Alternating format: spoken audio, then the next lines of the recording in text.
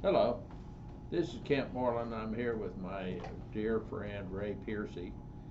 We call this the Kent and Ray Show, and we have decided, without any arm wrestling or anything, that we're going to talk about artificial intelligence here for a few minutes. I'm in the process of reading this book by Yuval Noah Harari, 21 Lessons for the 21st Century. Harari also wrote Sapiens and Homo Deus, which I have read, and I think Ray has too. And Harari is an Israeli historian and writes really good books. And this latest book, I think he may actually have another one coming out. But one of the subjects is artificial intelligence. And both Ray and I go back a long way with computers. I first worked on a computer in late 1961, so that would be 61 years ago. And I had a hiatus for a period of time, but I've basically been working with computers since 1981 or 82 on a pretty continuous basis, which is 40 years. Ray has done a lot of consulting work on computer systems and has done some work for Apple Corporation. So he's pretty knowledgeable about computers, also the Apple products in particular. I'm more of a DOS guy or Windows guy. Well, but before either one of us was DOS or Apple, we were mainframe and many people. And you had a 10-year leap, or you were 10 years ahead of me because I didn't learn anything about. I'm older than you, and that's part of it. That's part of it, but I didn't learn anything about computers until the 70s, mainframe machines. Right. Batch processing, time sharing, that whole world. The first computers I worked on had vacuum tubes, and I have he has a watch on that's a lot more powerful than this. Is also a computer, I suppose, but this is a quartz watch. There's no computer associated with that, is there? No chip? Yeah. No chip. $19. He's got something that costs $500. One of these days, if I get flush, I may buy one of those things, Ray. Well, I think I've availed myself of a used one, but it went to a friend of yours, not right. to you. I didn't take it. So I'm doing the right thing. Anyhow, Harari in his book talks about artificial intelligence, and of course artificial intelligence has been a subject of discussion almost from the very beginning of the digital era. Turing, who was an Englishman, was talking about it, and the science fiction writers, you probably know who was talking about that, the rules for robots and all that stuff, that they won't hurt you. Asimov and the Right, others. sure. And so it's been a big subject of discussion for a long time, but I think we're rapidly approaching the point where we are going to have computers that can do all kinds of things better than humans. We were talking about diagnosis of illness, for example. The diagnosis of illness is to a great extent an intellectual process called SOAP. It stands for subjective, complaint, objective, test results, assessment, and plan. Computers can do that every bit as easily as a human can anymore. The computers can now, what's it called, Deep Blue, can play chess better than world-class chess champions. IBM system. And the ability of these computers to grind through huge amounts of information and can make much more refined decisions about things is rapidly approaching. In fact, there was somebody created controversy, claimed that a AI computer had become sentient. Google engineer. I think he got fired over it, too. For the claim. he had decided that his computer had a conscience or had become conscious, and I think the management claim was that this guy was more than slightly delusional. Well, of course, I'm a believer that you probably will never have a computer that, what I think will never happen is the computers will never have intuition, won't have insights like humans do, that I call them brain farts, basically. Humans have brain farts. And because computers are still going to be literal in the way they think about things, like Data on Star Trek, they think literally. Well, part of it for me is we don't really understand what intuition is. It's no doubt at the core of the most important insight and original thinking that humans do. We don't even know what consciousness is. Well, beyond, yeah. Now, Harari says it's biochemical. If they can't figure out what consciousness is, I sure can't do it either. But so consciousness is a big issue, which of course is a form of sentience, is consciousness. Intuition is a form of insight, right? Making quantum leaps, to use the word quantum, as we're approaching quantum physics and quantum computers. But there's no question that computers are replacing and will continue to replace humans in all kinds of jobs, in all likelihood in the near future, would you say? Well, that's the pattern and that's the claim. I think in some cases what's going to happen is, I guess I would say broadly consistent with what people are expecting. There's a chance, and I haven't read his new book as you are doing, but there's a chance that the first place that we're going to see job loss is at the top, where people like writers, artists, filmmakers, and analysts, medical and otherwise, are going to be, they're going to see some of their contribution diminished. Well, you have mentioned that. I haven't seen it yet, but you're saying that they have computer programs now that will write stories. Write stories, you give them, there's several ways that it happens. You give them a sample paragraph, and they will emulate the style and the subject matter, and it's all machine learning and extremely fast computational routines that go to sentence structure and statistical sampling of how words occur in databases and the rest of it. I mean, it's a series of tricks. Part of our dilemma is that because we don't understand really all that well how human beings do all of that, it may be the same process at a machine level, whereas we're doing it biochemically. Well, and you think I had a little bit of musical training as a child, played the cornet. That there are only so many notes in the scale, There you go. And Mozart used the same notes to produce Ein kleine Nachtmusik, the little night music, and the Magic Flute, as Willie Nelson did in writing his country and western songs, right? Yeah. And theoretically you could say, okay, computer, here are the notes, and here's some examples of certain kinds of music. Write me something like that. Being done. It's being done? Being done at the MIT Media Lab. There's an artificial music composition machine. And of course, there are musicians who are using samples of music put together in random and in various ways that have been doing some of this stuff for a long time.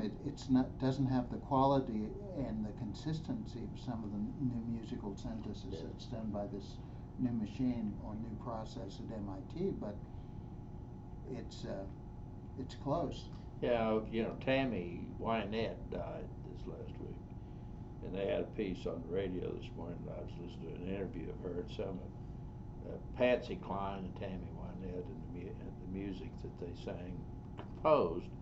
And now, of course, we got Tyler Smith.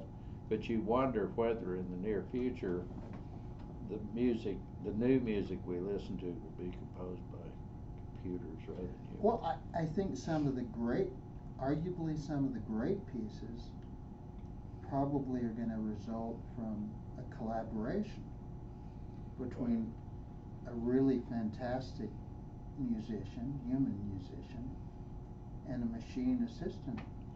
Well, let's talk about something where it really affects the average Joe. I think we're going to approach a position where semi-tractor trailer trucks will drive themselves from Merced, California to Cincinnati, Ohio, with minimal human involvement.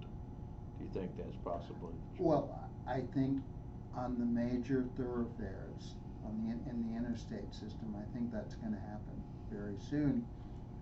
I think, though, that the journey in many cases is going to be completed once they're off the interstate system by humans, because there's a piece out there which I saw yesterday, I think, broadly entitled $100 billion and no self-driving cars. Right. It turns out that self-driving vehicles, surface vehicles, the task is appreciably more challenging than people imagine. No, I don't question at all the complexity of it. But one of the things that Harari says in his book here, if I can find it again, is that what does it do when you make people redundant? When the computers make people redundant? And this has been happening, of course, throughout history. The word Luddite comes from people throwing their wooden shoes, which were called Luddus.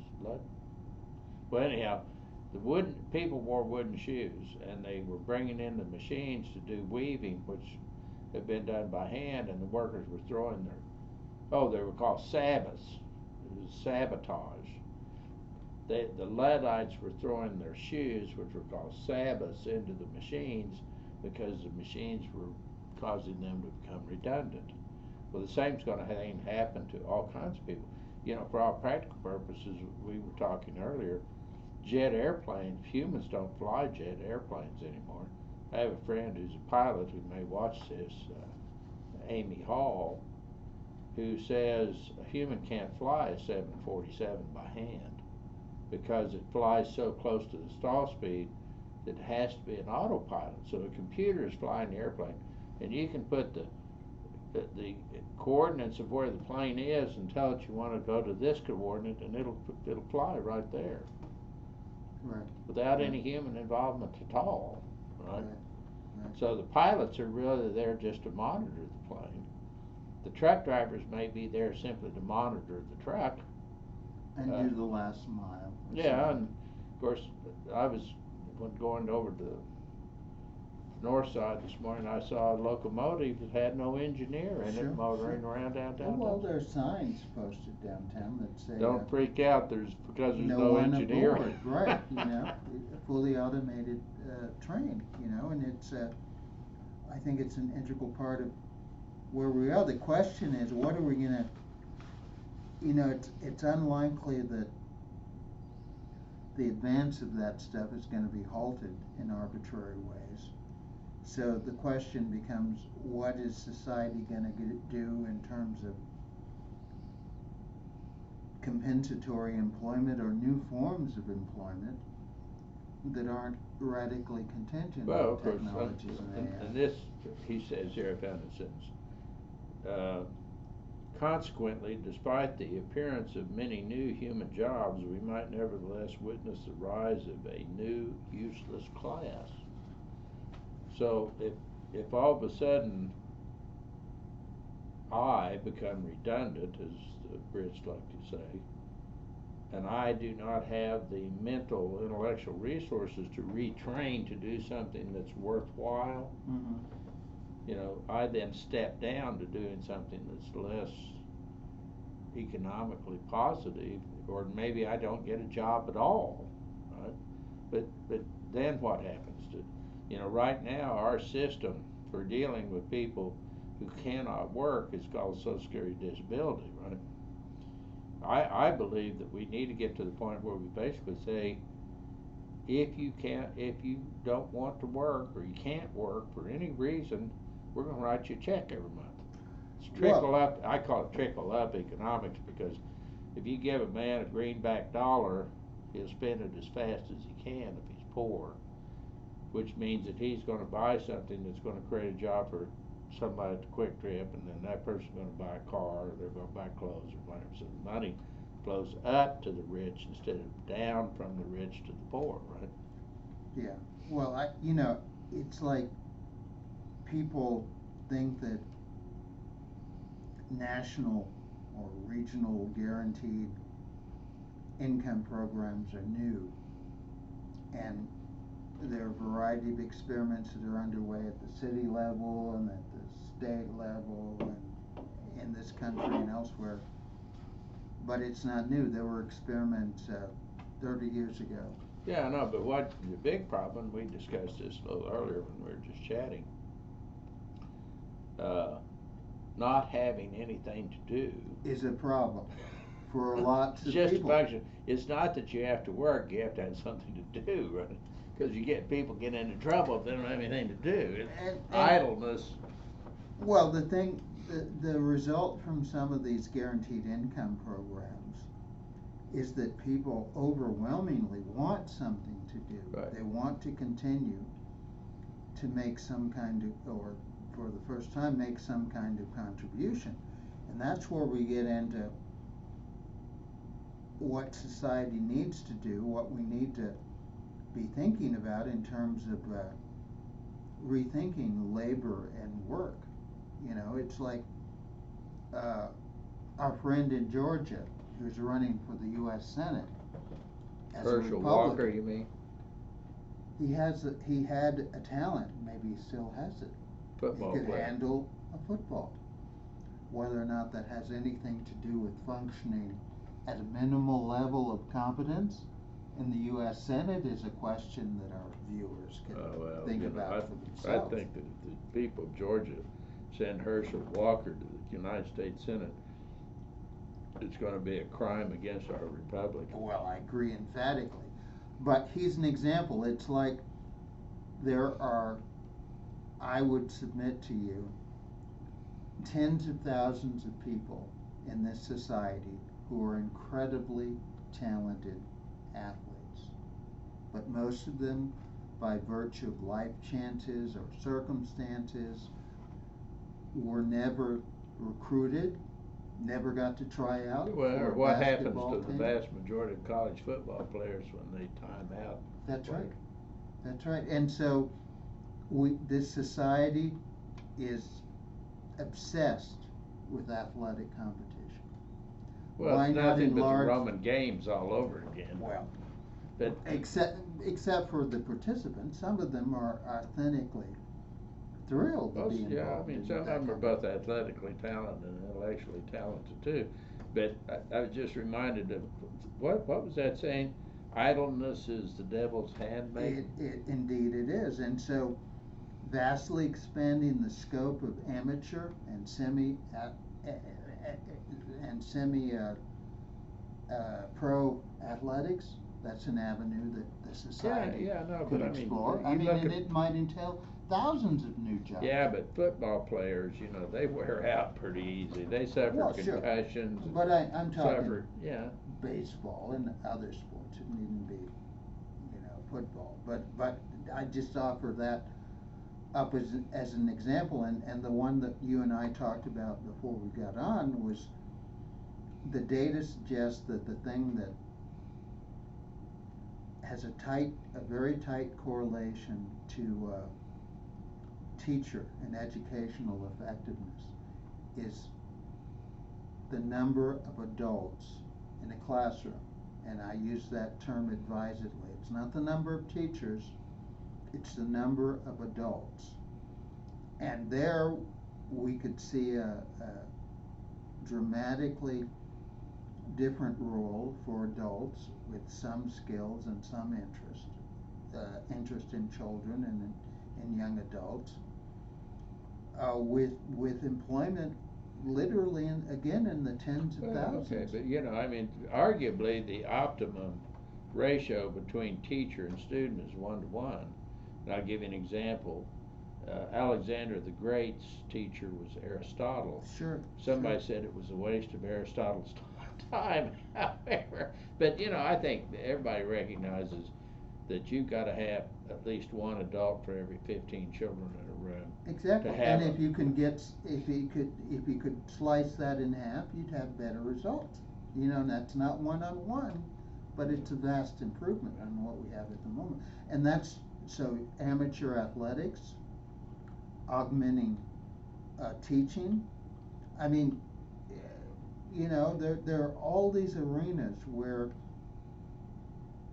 we need more human beings, and society hasn't delivered because we think too closely about the cost without thinking as clearly about the results.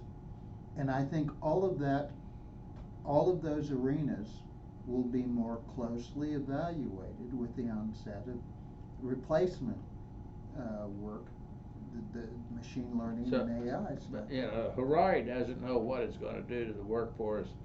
You're a very positive person. I have a tendency to be a little more negative in this respect. But I think the one thing we can agree on is that artificial intelligence is going to have a huge impact on all of our lives. Agree? No doubt. It needn't have a destructive impact on the labor force and on the incomes of people who can and want to work doing something. Yeah. That's the society problem. Well, if we don't figure out something for them to do, it's going to be a huge problem. Would you agree? Well, I agree emphatically with that. So there. Arguably, we've done things in the past, though. You know, it's like the number of bank tellers in downtown Tulsa. I'll wager is a fraction of what it was. The ATM machine has just blown up the teller business. Totally. So there you have it. AI is going to be a big deal. We agree? Yep. Okay. Have a great day. Bye.